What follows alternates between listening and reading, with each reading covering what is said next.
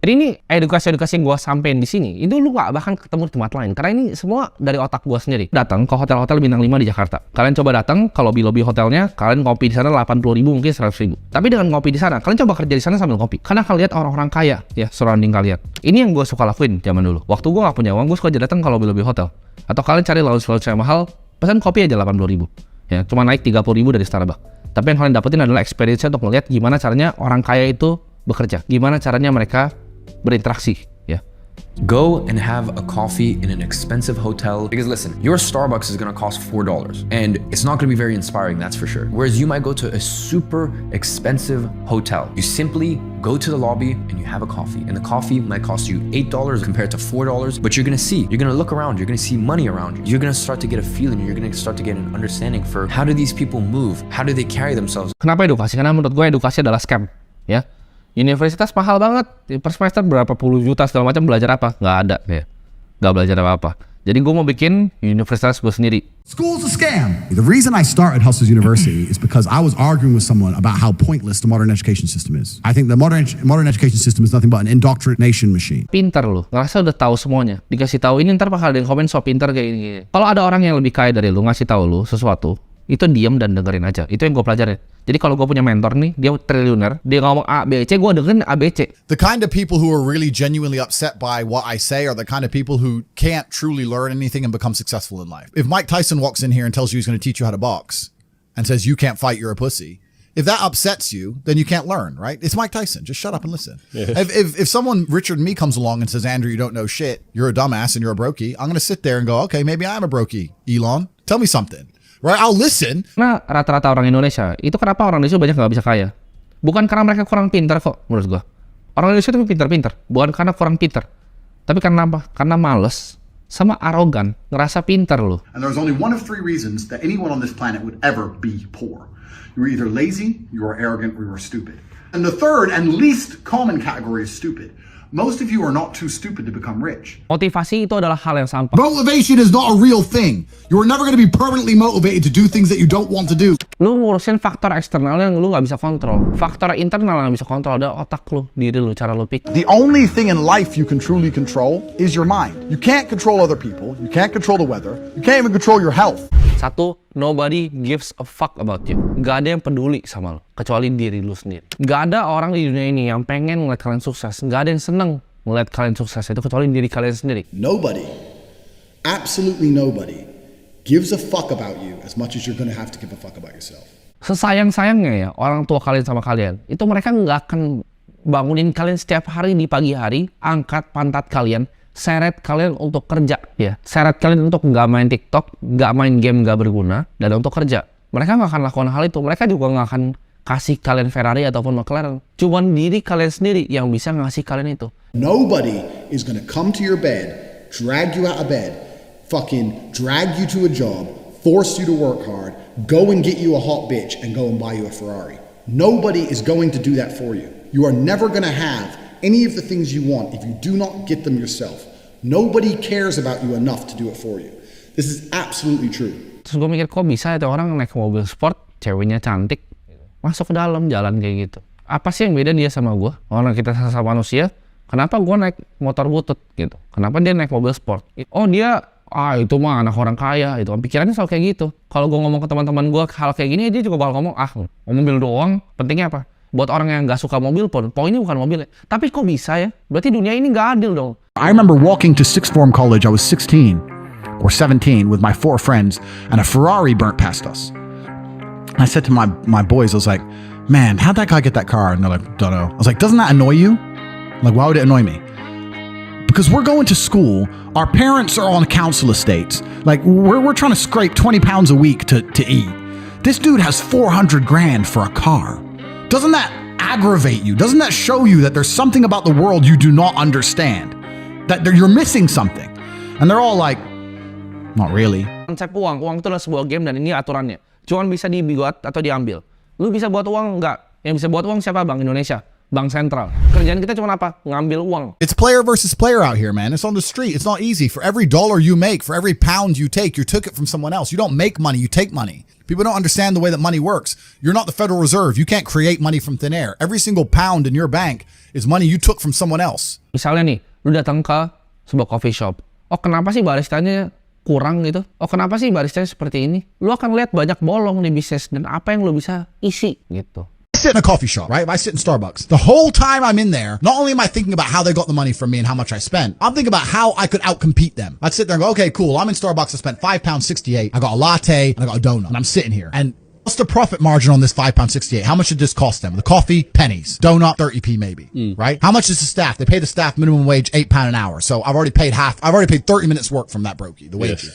She's there for another 30 minutes for free, right? How much is the rent? How much is the business rates? If I had to open up there, how would I attract people to come into my shop as opposed to their shop? They got a big brand name. I'm brand new. Okay, well, the bitch working here is ugly. My one's going to be hot. Boom. That's the beginning. Next thing, do they have any signage outside? No. I'm going to try and put some signage outside. Do they have parking? No. I need parking. But you need to start thinking about how you can convince people to give you their money as opposed to giving it to the places they already give it. Uang itu adalah kayak ibaratnya itu arus gitu, muter. Uang tuh nggak pernah diem. Money never sleep. Uang itu nggak pernah tidur, selalu bergerak dari tangan orang ke tangan orang lain. Cara ngambil gimana? Lu berdiri di tengah-tengah arusnya. Lu cari celahnya terus lu berdiri di tengah-tengahnya. Lu create solusi yang besar tuh, uangnya lu ambil semua. Jadi jangan cuma jadi karyawan yang cuma ambil satu dari perputaran uang yang masif itu. Lu berdiri di tengah-tengah arusnya. That money is in these large stagnant pools hidden in people's bank accounts. That's not really true. Money is constantly moving all the time. And if you can find a way to get in between it and stand in the right place at the right time, you're gonna get wet.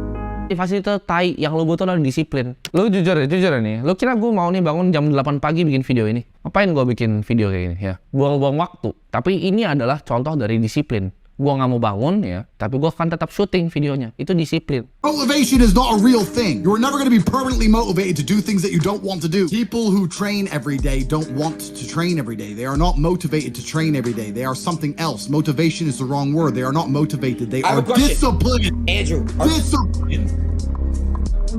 Ini gue selalu pikir, oke, gue lihat nih sebagai ini kemen catur, kayak ini papan yang dikasih ke gue. Ini mereka orang-orang ini lebih pintar dibanding gue. Tapi apa best move gue? Apa yang bisa gue lakuin?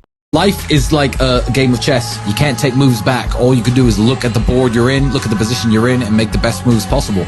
Thank you Joe Biden dikasih 1.400 US dollar. Oh thank you stimulusnya. Coba kalian pikir. Kan kalian tahu nih kan, gue udah pernah bahas sering tentang inflasi. Bahwa waktu itu ada inflasi. Sama, kalian semua kan mikir gitu juga. Orang Amerika yang dapat 1.400 dolar, apa yang mereka lakukan? Antara dua kan. Dipakai untuk belanja, sama dipakai untuk investasi. Dua-duanya yang mereka lakukan adalah bikin orang kaya tambah kaya. Dia belanja misalnya beli tisu toilet, beli apa. Yang punya tisu toiletnya tambah kaya. Terus dia bilang, oh enggak kok, gue nggak belanja, gue nggak orang bodoh, gue beli saham gitu. Gue beli saham Amazon naik 30% saham Amazon. Dan saham-saham yang lainnya banyak yang naik tuh waktu COVID. Karena dibeli sama siapa? Dibeli sama orang-orang yang dikasih 1.400 dolar itu kan. Tapi yang makin kaya apakah kalian? 1.400 dolar yang kalian taruh 30% di Amazon itu berapa? Sedangkan Jeff Bezos ya, dia di atas yachtnya sama cewek. Happy banget dia. Lu kasih uangnya ke dia, lu beli saham perusahaannya dia. Jadi antara lu beli saham perusahaannya dia, orang kaya makin kaya, lu beli produknya orang kaya makin kaya. Jadi lu belanja di Amazon dia tambah kaya, lu beli saham Amazon dia juga tambah kaya. Richer. You give 100 people a $1,400 check, right? Everyone understands you can't just leave it in the bank forever because of inflation. They're going to either spend it or invest it. Let's say there's 100 poor people and the 100 poor people spend their money. What do they spend it with? Businesses. Who owns businesses? Rich people. So now each one rich person who owns a business gets 10 poor people's money or 20 poor people's money. Amazon, their stock price went up 30%. Why? Because people are getting stimulus checks and spending it on Amazon. It all went to the rich guy. And then they go, oh yeah, but what about if they invest it? Invest it where? Invest it in the stock market? That increases the stock price. Who owns the company? Rich people. You've made them richer.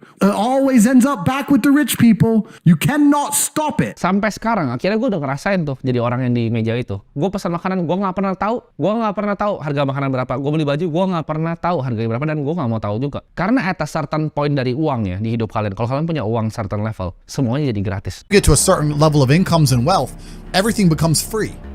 Like when I was looking at the price of that water, no one else in that restaurant even looked at the price of anything. It didn't matter. Yeah. And that's what I'm like now. I don't know the price of anything I eat or buy.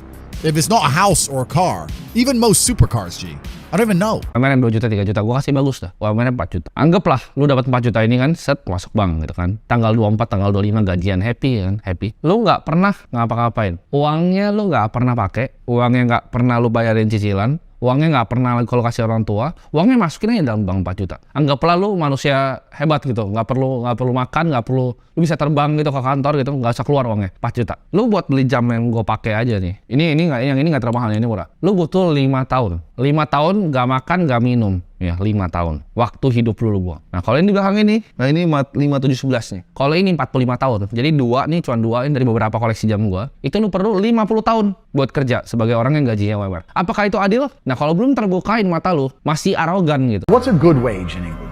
100 grand a year? 100 grand, yeah. 100 grand a year, good wage, yeah? What's that, on 100 grand, what you paying, 40 or 50% tax? Probably about 40%. Okay, so let's say you're getting 60 grand a year. Let's imagine you're earning 100 grand a year. You're successful inside of the matrix. You're a successful slave. You make 60 grand a year. Let's imagine you can live for free, eat for free, you walk to work, you never buy clothes. Let's imagine you save 100% of your money, 60 grand each year. I don't want to do the math off the top of my head, but my Bugatti was 5.2. What is that? Is that like 90 years? That's a lifetime of slave work without spending a penny ever once. To by the time you're a fucking geriatric and can't function, you might be able to buy one of my 30 cars. If that does not tell you the matrix must be cracked and there's other ways to make money, then nothing fucking will. Kita semua tahu, lu bahkan diajarin sama mak lu. Kita kalau mau sukses, cek 5 teman terdekat lu. Lu semua tahu, tapi lu masih bergaul sama pecundang. 5 pecundang ya. Jadi 5 pecundang, lu orang keenam nih, lu pecundang juga Bang. Nggak ada salahnya nih hidup ini buat bilang, oke, ke teman gua nih, ke teman tongkrongan. Kita on a different life path gitu. Gue mau hidup yang ini, lu pada masih mau begini. Ya udah kita nggak bisa main lagi. Ya, itu nggak ada salahnya. Oh, gue mau level up gitu. When I tell people that you are the sum of the 5 people you spend the most time with, everyone agrees. They go, yeah, that's probably true. The 5 people you spend the most time with, that's what you're going to end up like. They say, yeah, that's true. And then they continue to hang around with people who they don't want to be. Why? There has to be a point where you sit and go, okay, you're my friends, etc., etc. I love you guys. Yeah, we can talk, whatever. But I'm on a different life path. You have to leave some people behind. Lu nggak ngerti kopi nih. Lu ngobrol sama barista terus 3 bulan. Temen lu barista semua, lu bakal bisa bikin V60, lu bisa bikin manual brew, lu bisa bikin Vietnamese drip, Japanese drip. Kenapa? Karena lu ngomong sama orang bikin kopi. Sama kalau lu ngomong sama orang bikin uang, lu akan ujung-ujungnya pasti bikin uang. If you were in a room with ice cream experts and all they talked about was ice cream, how to make it, how to store it, how to move it, different flavors, how much it costs to produce, sooner or later when someone comes to you to ask you something about ice cream, you're going to know the answer. If you're in a room of people who only talk about money, who have a plan to get rich, and you provide value to them in some way, sooner or later you're going to begin to make money. Yang gue paling kesel ya sama orang-orang ya, suka nanya, kok gimana sih caranya dapat 1 miliar pertama secara cepat? Sekarang pertanyaannya kenapa harus cepat? Kenapa itu nggak bisa jadi proses? Kenapa nggak bisa lama? Kenapa hidup tuh maunya yang gampang? Kenapa hidup tuh nggak bisa susah? Kenapa sih kalian jadi manusia selalu cari yang cepat, cari jalan pintas?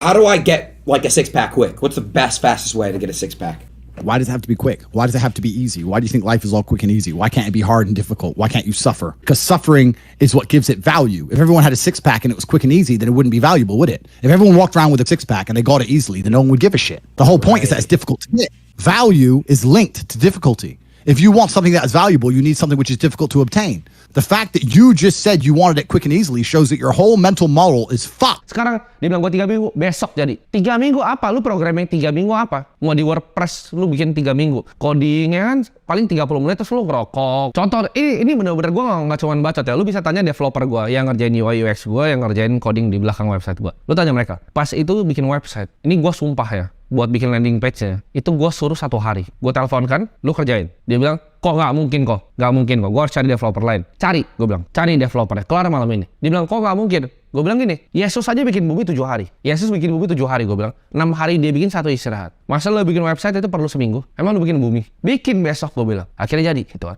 Bisa nggak? Bisa. Begadang nggak? Begadang. If you have an idea right now and you have someone you're working with, let's say you need a new website. You tell the company it's going to take 2 weeks. No, it's not going to take 2 weeks. It's going to take 3 days. We're going to find someone else. We can't do it in 3 days. I'll find someone who can. You can build a good website in 3 days. People have unrealistic, stupid time frames. Everyone thinks things take forever. Things don't take forever. Things can be done quickly. I know, because I've done it. Nah, caranya roket itu bisa naik ke atas lawan gravitasi adalah dengan kecepatan, akselerasi. Kalau akselerasi udah cepat, jangan dilambatin. Lu kalau mau pesawat nih mau terbang, lambat, jatuh dia nggak gliding di udara. Speed harus cepat. When a rocket is flying out towards the moon to escape the atmosphere, it doesn't fucking pause halfway up the sky, does it? No, it keeps going. You're in competition with the entire world. Everyone wants to escape. You cannot be lazy. You are the only person who can make this work, and you're also the only person who can fuck this up. Orang banyak bilang, oh duit itu berarti buat apa dong? Buat beli mobil sport, buat apa? Gua kasih tahu ya fungsi duit asli ya. Di saat lu bisa telepon nyokap lu bilang, mah, mama nggak usah kerja lagi ya. Itu baru bahagia. When people say things like money doesn't buy happiness, I would say yes, it actually does if you know what to buy. Lamborghinis are cool, Bugattis are cool, but calling your mother and say, hey mom, you're working that shitty job in that kitchen, washing those dishes, you know what, you never have to work again. That's happiness. And no amount of, being broke with good feelings, goodwill, or is going to make that happen. It takes money to make things like that happen.